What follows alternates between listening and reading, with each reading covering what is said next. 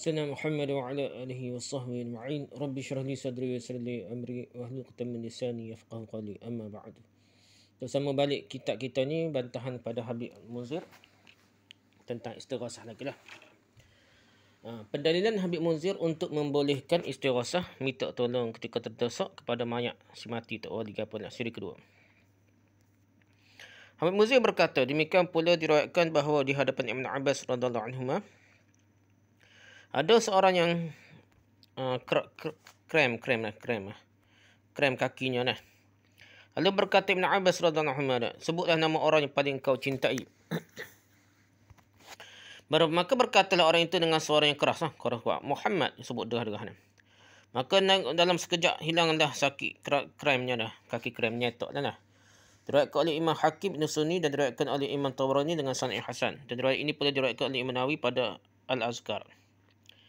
Jelaslah sudah ni Ibn Munzir kata dah, Habib Munzir kata dah. Jelas sudah bahawa riwayat ini justru bukan mengatakan musyrik pada orang yang memanggil nama seorang saat dalam keadaan tersulit kena. Justru Ibn Abbas radhiyallahu anhu yang mengajari hal ini. Dalam kitabnya Kenalilah Akidahmu, juzuk kedua muka halaman 77. Habib Munzir lah, buku Habib Munzir. Sanggahannya, riwayat dari Ibn Abbas ini jadikan dalil oleh Habib Munzir akan bolehnya beristighasah, minta tolong ketika terdesak kepada mayat semati, Datuk Wali ke, Rijal Ghaib ke, Nabi Hud ke, Nabi Muhammad ke, siapa-siapa dah. Bahkan dianjurkan dan diajari oleh Ibn Abbas radhiyallahu anhu pula. Sisi pendalilan adalah kerana orang tersebut tak kala menghadapi kesulitan. Lantas ia menyebut nama Rasulullah SAW yang telah meninggal dunia.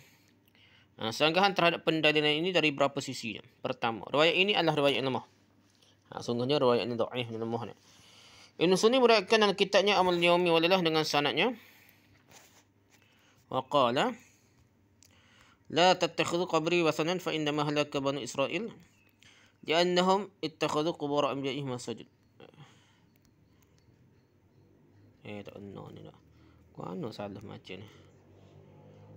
Tak apalah, kita baca Melayu saja nah. Ada seorang yang krem kakinya di sisi Ibn Abbas. Maka Ibn Abbas berkata, sebutlah orang yang paling engkau cintai.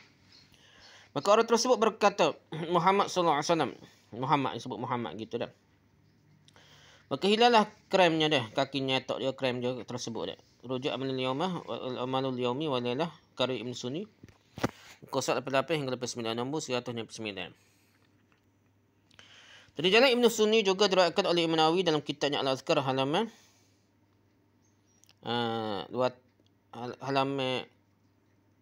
kitabnya Al-Azkar halaman 261.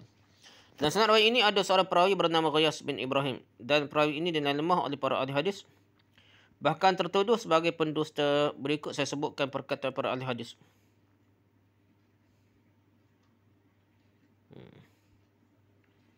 Apa dia lagi habis ni, tak apalah kita buat. Az-Zahabi berkata dah, Ghiyas bin Ibrahim An-Nakhai meriwayatkan dari Al-A'mash dan yang lainnya. Imam Ahmad berkata orang yang meninggalkan hadisnya Ghiyas. Abbas meriwayatkan dari Imam Yahya, ia berkata Ghiyas tidak siqah, tidak dipercayai lah. Al-Juzjani berkata, aku mendengar lebih dari 100 orang berkata Ghiyas memalsukan hadis. Imam Al-Bukhari berkata mereka para ahli hadis meninggalkannya. Rujuk Mizanul I'tidal fi Naqd Rijal, juzuk ketiga muka 337. Ibn Hajar Asqalani Asy-Syafi'i berkata, kata kawan,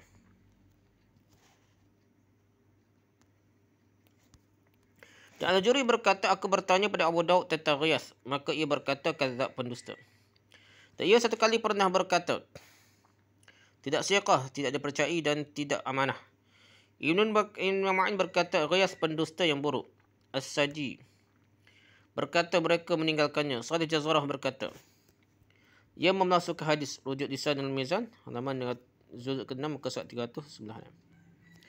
Dari perkataan para imam ahli hadis di atas yang disampaikan oleh Az-Zahabi dan Ibn Hajar rahimahullah, maka bolehlah kita simpulkan bahawasanya riwayat dari Ibn Abbas ini adalah riwayat yang dusta.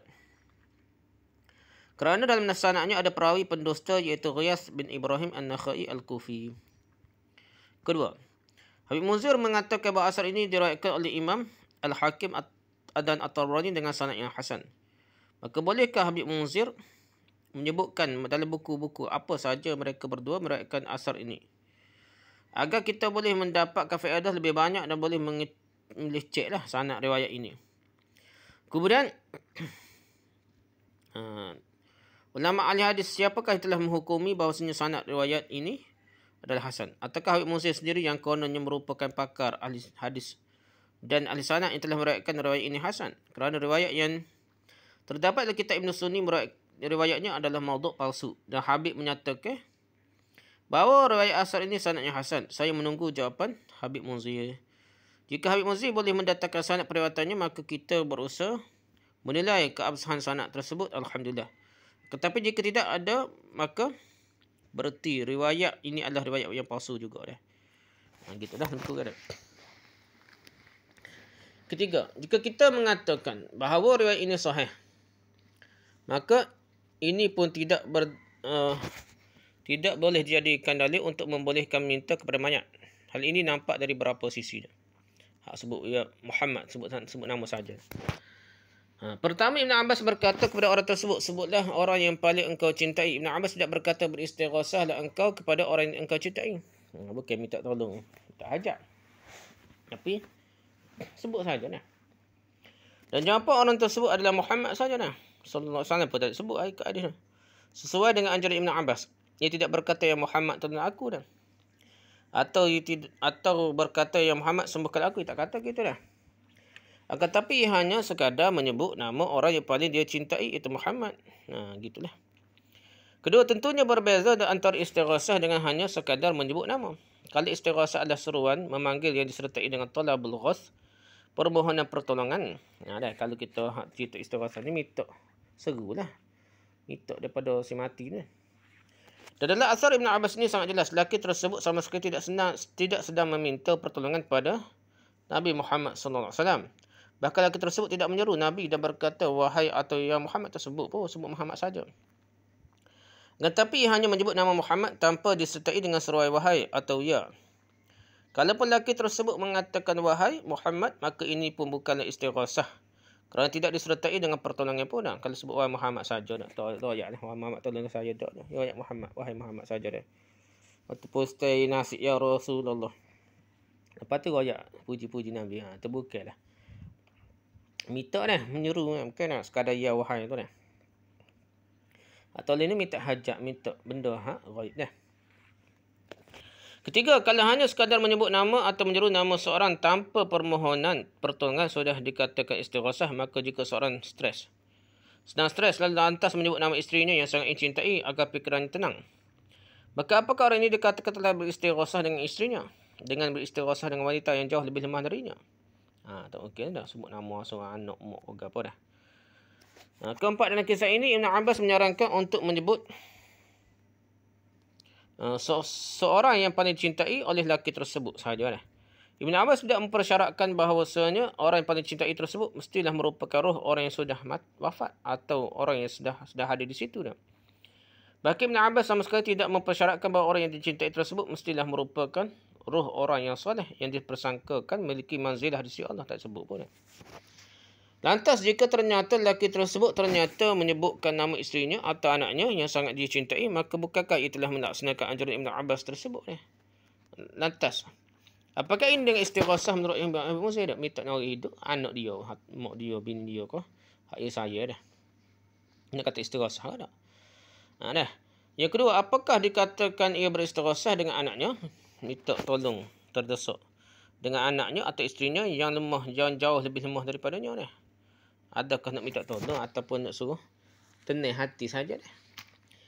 Yang ketiga, lantas apakah Habib Munzir membolehkan untuk beristighasah dengan orang yang tidak hadir di situ dan tidak boleh mendengarkan permintaan tolong lelaki tersebut dah? Dia tak mati lagi dah, dia tak dengar apa dah, jauh dah.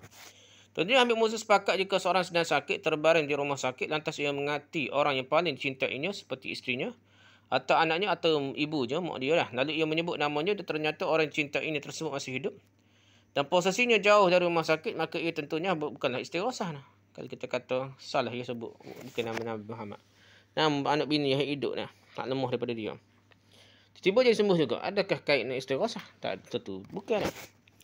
Keempat, apa sisi apakah sisi pendalilan dari kisah Ibn Abbas ini sehingga boleh jadikan dalil akan bolehnya beristighasah pada mayat? Nak kona lah, kona. Pusing-pusing tadi dah. Kona je supaya benda hak karut-karut tu boleh dibenarkan. Benda yang belum jelas, belum soreh, minta hajat dengan mayat dijadikan dalil oleh orang-orang ini untuk tipu orang kapur dah. Tentunya berdasarkan pemahaman orang-orang yang membolehkan meminta tolong dan beristighosah kepada mayat, maka sisi pendalilannya sebagai berikut. Ini ajar cara nak berdalil. Lelaki tersebut sedang menghadapi kesulitan, iaitu kakinya krem lah. Nyetok kaki dah. Dan Ibn Abbas menganjurkannya untuk minta tolong beristighosah kepada orang yang dicintainya. Ternyata lelaki tersebut beristighosah kepada Nabi Muhammad SAW yang telah meninggal dunia.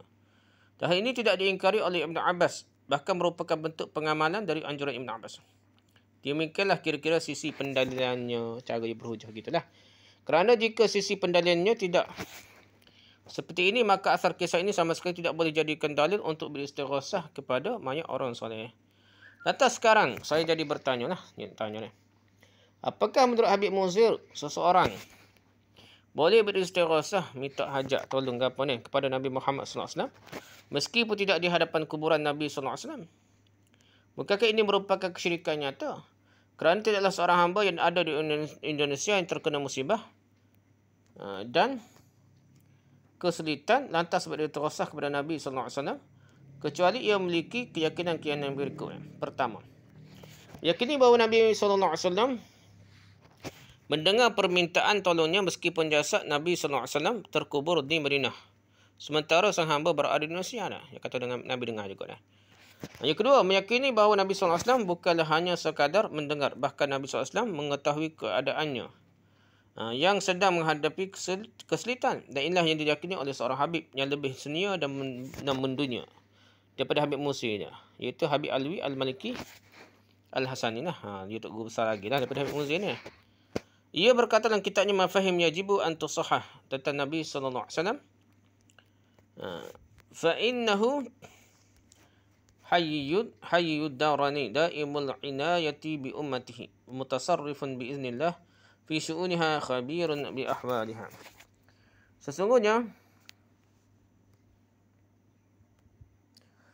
Rasulullah SAW hidup di dunia dan akhirat, senantiasa memperhatikan umatnya, mengatur urusan umatnya dengan izin Allah dan mengetahui keadaan umatnya. Nabi tahu belakang dah. Meyakini bahawa Nabi SAW mampu untuk menghilangkan kesulitan yang sedang dihadapinya dengan izin Allah. Ni itulah keberapa dah. Dan seterusnya. Lantas bagaimana jika roh jadi minta tolong tersebut adalah selain Nabi SAW? Maka apakah Habib Munzir juga membolehkan untuk beristighosah kepada roh tersebut meskipun tidak di hadapan kuburannya? Dengan berkeyakinan bahawasanya roh-roh orang soleh boleh menghilangkan kesulitan dengan izin Allah. Berhubung dengan izin Allah boleh berlaku dah. Semua tokong berhala pun dengan izin Allah dah. Kita hajat dengan berhala kau nak tokong pun dengan izin Allah boleh dah. Tak boleh ya.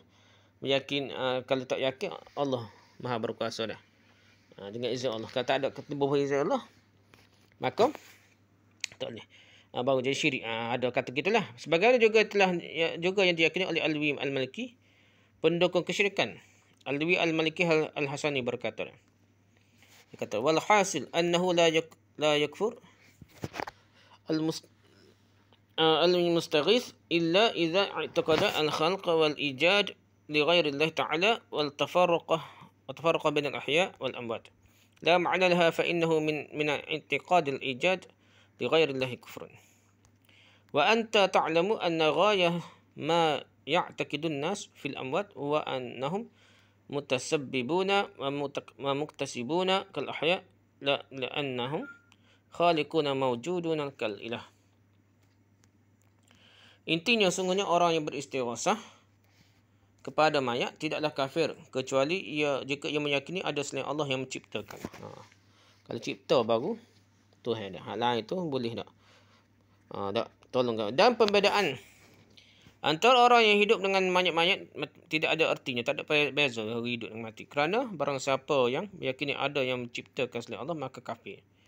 Dan engkau mengetahui bahawasanya puncak dari apa yang diyakini manusia tentang mayat-mayat, bahawasanya mayat-mayat tersebut hanyalah sebagai sebab dan usaha sahaja.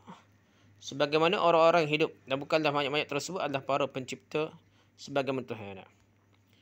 Jadi tolong boleh lah tasarruf, ambil mandat ketuhanan itu boleh. Semua cipta asalnya tetap Allah. Itu mengikut pendapat Pokok Sufi ngarutlah. Habib Alwi Al-Maliki Al-Hasani berpendapat sama seperti Habib Munzir bahawa mayat-mayat merupakan sebab untuk mendatangkan pertolongan. Sebab musabak. Itu no. Tak wali lah.